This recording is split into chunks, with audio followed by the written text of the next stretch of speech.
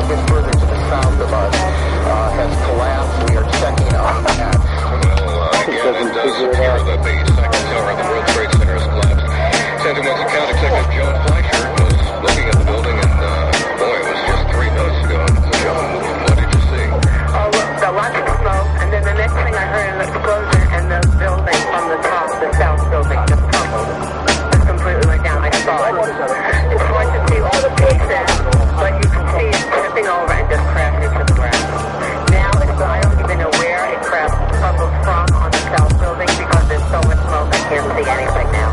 All I can tell you is that the fire seems to have spread on the north building now because I can see the flames on the south side, which I couldn't see before. Well, we can only hope that they had gotten everybody or the majority of the people out of that building before it collapsed. But again, these are enormous buildings, and obviously, let's hope that they have the area around those buildings. We've had no reports of casualties. Obviously, there are going to be more than a few in the wake of this.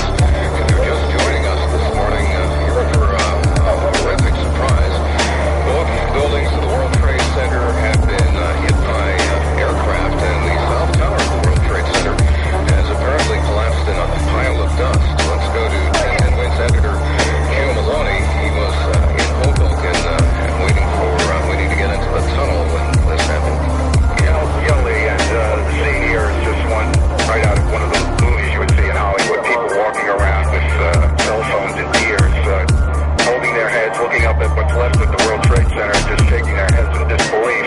The entire side of New Jersey now is totally affected by this and has been for quite some time. The tunnels are shut down. People are milling around, but not knowing what to do, not knowing where to go. It's a scene just of utter chaos, and just wondering what happened to those folks in the Trade Center just makes it all the worse. All right, 10 Wins newsman Jim Maloney was watching the south tower of the World Trade Center when it went down, and he is stuck at the Lincoln Tunnel. All of the tunnels, both leading from New Jersey into New York City, have been shut down, as has the George Washington Bridge. All air traffic in the United States has been suspended until at least 5 o'clock in the wake of this. Let's get brought up to date on what has transpired in about the last hour and 15 minutes in this country, in this world. Here's 10 Wins newsman James Verity. James. Okay, Lee, and to recap, 2 planes, of course, crashed into the Twin Towers, the World Trade Center in Lower Manhattan this morning. The aircraft, first one, crashed into the upper floors of one of the towers.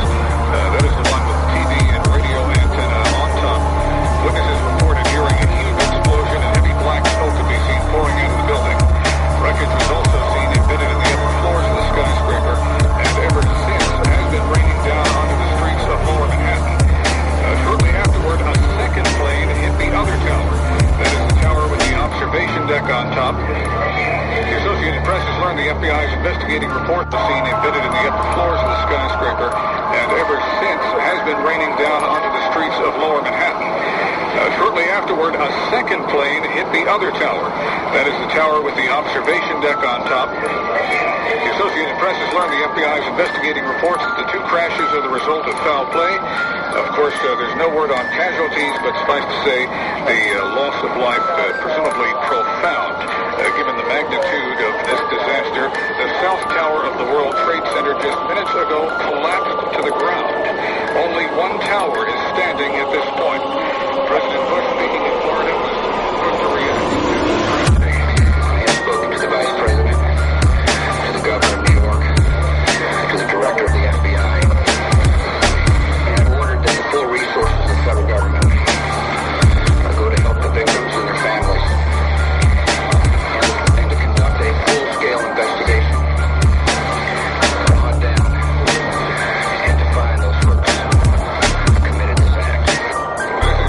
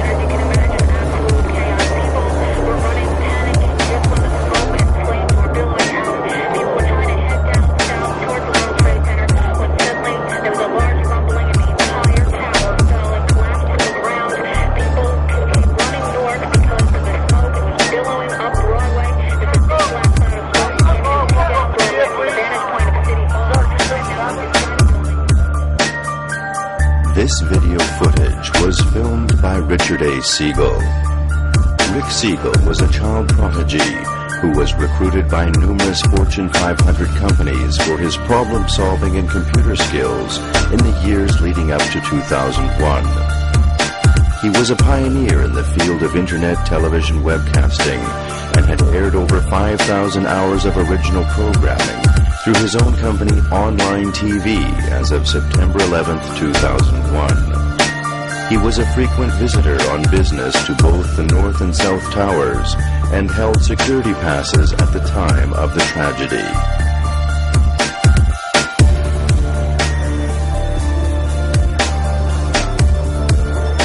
Yeah, hi, I'm Rick Siegel. This is about where I was on the day that the 9/11 tragedy occurred when the two towers were hit. I was in the shower. I was in the bed when I heard the first one, and I got the report and ran into the shower, got showered, and came down on my zappy scooter with all my stuff, zoomed in here, set up my cameras on tripods so that I could watch with my binoculars, and started filming the Twin Towers as they were burning. Yeah. At least the building was in the frame, and the whole building, so I could get to smoke the building and what was happening. I was hoping you could see the plane out of it, but there was no plane to see out of that. And there's just a hole and black smoke. You just see it look like a cigar standing up on end with burning tip and black smoke. Which again, why black smoke? It's ready to go out.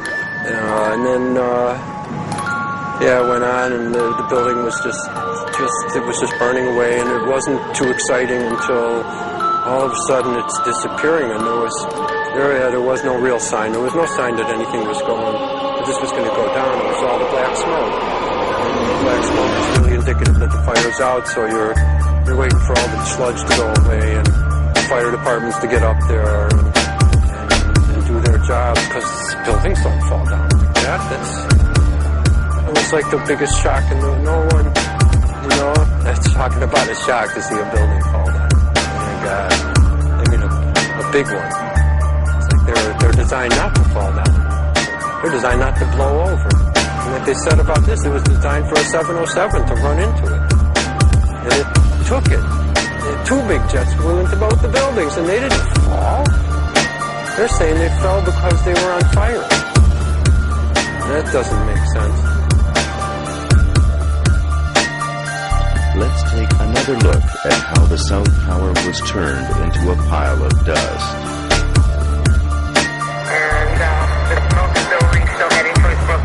You can smell the smoke from here. It's coming from the entire area of both buildings.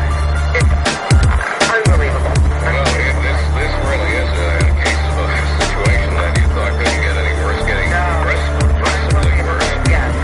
First one plane crashing into the World Trade Center, and then a second crashing into the second tower of the World Trade Center. Unbelievable. Word now that a plane has crashed into the Pentagon. It has been evacuated along with the west wing of the White House. The Treasury has been evacuated, the Capitol evacuated, the Sears Tower in Chicago has been evacuated. There was no threat of an attack against the Sears Tower, but they're obviously going to quit while they're ahead there. And all of this world... Oh, wait. Oh, my God, the building fell. Oh, you're there, the building fell.